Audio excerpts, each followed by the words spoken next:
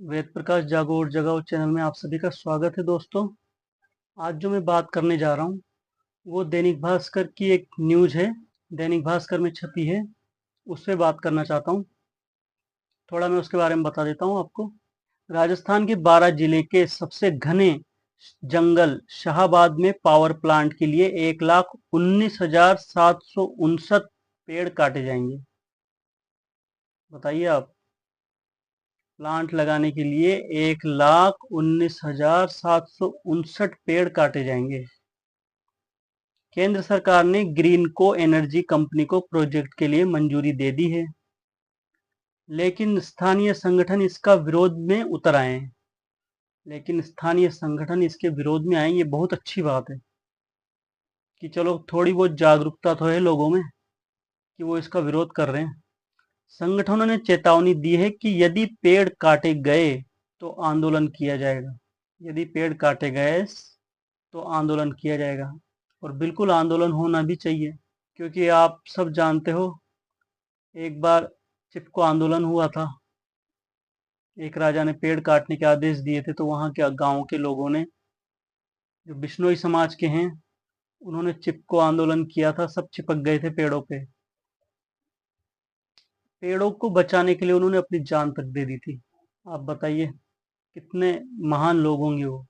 पेड़ों की उनकी नजरों में कितनी अहमियत होगी। और यहाँ पे बताओ, एक देखो 1,19,759 पेड़ काट दिए जाएंगे प्लांट लगाने के लिए। इतने पेड़ पहले लगा के तो देखो कितनी मुश्किल से लगते हैं, कितने सालों में लगते हैं। सरकार बिल्कुल काट सकती है, कोई प्रॉब्लम नहीं है, काट सकती है सरकार। परंतु पहले इतना घना जंगल ऐसे का ऐसा बना के दे दूसरी जगह। 1,19,759 पेड़ पहले दूसरी जगह लगा के दे, हमें पब्लिक को, इस देश को। जब जाके इस जंगल को काटें, अन्यथा इस जंगल को हाथ भी ना लगाएं। इसकी सजा पूरे देश को भुगतनी पड़ेगी, प्रदूषण के रूप में, सांस लेने की समस्या के रूप में। सरकार फिर महंगे महंगे ऑक्सीजन तो उपलब्ध करवाएगी, जो गरीब जनता के पास खरीदने के लिए पैसे नहीं होंगे, और पैसे भी होंगे तो भी समय से उपलब्ध नहीं करा पाएगी। और ऑक्सीजन की कमी से कितने लोग मरे थे, आप सबको पता है अभी पहले। आप सोचो, पेड़ आपको फ्री में ऑक्सीजन उपलब्ध करवा रहे हैं। एक बार आप ऑक्सीजन की रेट पता करना। अगर आपको किसी को ऑक्सीजन की जरूरत पड़ेगी ना, तो कितनी महंगी ऑक्सीजन आती है, और ये पेड़ आपको फ्री में उपलब्ध करवाते हैं। आप इनकी अहमियत समझो। आगे सुनो, पहले ये न्यूज पढ़ लेते हैं, उसके बाद मैं बात करूंगा आपसे। सूत्रों के अनुसार यह जंगल प्रस्तावित चीता प्रोजेक्ट में भी शामिल है, क्योंकि इसके बिल्कुल नजदीक मध्य प्रदेश में कूनो पालपुर नेशनल पार्क है। यहीं पर अफ्रीका से लाए गए चीते छोड़े गए हैं। जानकारों के अनुसार चीतों के लिए शाहबाद के जंगल बेहद अनुकूल है। बताओ, ये जंगल चीतों के लिए बेहद अनुकूल बताया जा रहा है। क्या कोई भी विकास, कोई भी प्लांट, मैं मानता हूं, प्रकृति से बढ़कर नहीं है, देश से बढ़कर नहीं है, देश के लोगों से बढ़कर नहीं है। विकास करना है ना, आज विकास जरूरत है पेड़ों को लगाने की, जंगलों के जंगल विकसित करने की। विकास उनको विकसित कीजिए आप, उनकी जरूरत है सबसे ज्यादा।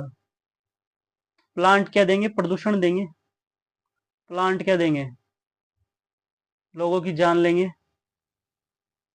कोई गैस गैस अगर लीक हो गई तो लोगों की जान जाएगी। नहीं, अच्छी बात है, विकास करना भी अच्छी बात है, होना भी चाहिए। पर अब खाली जगह बहुत पड़ी हुई है, वहां करिए ना आप विकास, किसने रोका है? और जनता को ये बताने की जरूरत नहीं है। आप सब, आप स्वयं, सरकार स्वयं जानती है अच्छा भला बुरा क्या है। इतने पेड़ लगाने क्या संभव होंगे फिर? ऐसा जंगल विकसित करना क्या संभव हो पाएगा? सरकारी काम तो वैसे ही इतने स्लो चलते हैं, आप क्या जंगल विकसित करोगे दूसरी जगह? और अगर आप इतनी जल्दी जंगल विकसित कर सकते हो, तो पहले जंगल विकसित करके दे दो ऐसे का ऐसा, और फिर आप इसको काट के प्लांट लगा लो, कोई प्रॉब्लम नहीं किसी को भी। पहले आप ऐसा जंगल विकसित करके तो दो। और मैं ये कोई मेरे लिए नहीं बोल रहा, मैं जनता के लिए बोल रहा हूँ, देश के लिए बोल रहा हूँ, देश की भलाई के लिए बोल रहा हूँ, जनता की भलाई के लिए बोल रहा हूँ। आगे पढ़ते हैं। ऐसा सघन जंगल दोबारा बनने में लग जाएंगे कई साल। ऐसा सघन जंगल बनने में कई साल लग जाएंगे, और वो भी तब जब बनाएंगे। बनाएगा कौन? विभागीय सूत्रों के अनुसार जंगल की जिस जमीन के बदले पावर प्लांट प्रोजेक्ट को मंजूरी मिली है, वह शाहबाद कंजर्वेशन रिजर्व लेपर्ड संरक्षित क्षेत्र में शामिल है। यहाँ भालू, लेपर्ड सहित विभिन्न वन्य जीव और पक्षी मौजूद हैं। देखिए कितने वन्य जीव, कितने पक्षी मौजूद हैं यहाँ पे, कितने तरीके की प्रजातियां मौजूद होगी पक्षियों की, पशुओं की। आप उनसे उनका घर छीन रहे हो, कहाँ जाएंगे वो बेचारे? शाहबाद में 800 से ज्यादा प्रजातियों के पेड़ उपलब्ध हैं। बताओ, 800 से ज्यादा प्रजातियों के पेड़ वहां लगे हुए हैं। कहाँ से लाओगे आप इतनी प्रजातियों के पेड़? फिर काटना तो बहुत आसान है, लगाना बहुत मुश्किल है। यहाँ तक कि 150 से 200 साल पुराने पेड़ भी हैं। इतना सघन वन विकसित करने में कई साल लग जाएंगे। जो जंगल काटा जाएगा उसकी मार्केट वैल्यू 42 करोड़ 47 लाख रुपए है। बताइए आप, जो जंगल काटा जाएगा उसकी वैल्यू 42 करोड़ 47 लाख रुपए। देखिए दोस्तों, ये न्यूज तो मैंने आपको सुनाई दी। अब मेरा ये मानना है कि ये न्यूज पढ़ी है, सबने पढ़ी होगी, पर मैंने ये वीडियो इसलिए बनाया है कि इसका विरोध हर जगह होना चाहिए, क्योंकि इसका परिणाम सबको भुगतना पड़ेगा। यदि ये जंगल कट गया ना, तो इसकी सजा सबको भुगतनी पड़ेगी। और ऐसा मैं क्यों कह रहा हूं, मैं आपको बता दूं। इस बार जो गर्मी पड़ी है उसमें तापमान 50% छू गया था, आपको पता हो तो। 50% तापमान छू गया था। और जानकारों के अनुसार 50-55-60 के तापमान में तो इंसान का बाहर निकलना ही मुश्किल हो जाएगा। अब आप सोचिए, अगर ये पेड़ कट गए तो अगले साल आपको कितने तापमान का सामना करना पड़ेगा। फिर आप अपने बच्चे बच्चियों के लिए कमाने भी बाहर नहीं निकल सकते। बाहर निकलते हैं स्किन जल जाएगी आपकी। इसलिए मैं ये कह रहा हूं आपसे कि आप इसका विरोध करिए, और किसी भी हालत में ये जंगल नहीं कटना चाहिए। आप जिस तरीके से सहयोग कर सकते हैं, आप लोगों में जागरूकता फैलाइए। अगर आपका कोई संगठन है तो आप संगठन के लोगों को लेके इसके लिए विरोध प्रदर्शन कीजिए, शांतिपूर्वक कीजिए। कोई अहिंसा नहीं, शांति से अपना बात रखने का सबको अधिकार है। संविधान भी अधिकार देता है, शांति से आप अपनी बात रख सकते हो। और हम कोई गलत बात नहीं उठा रहे, क्योंकि तापमान का प्रभाव तो सबको झेलना पड़ेगा।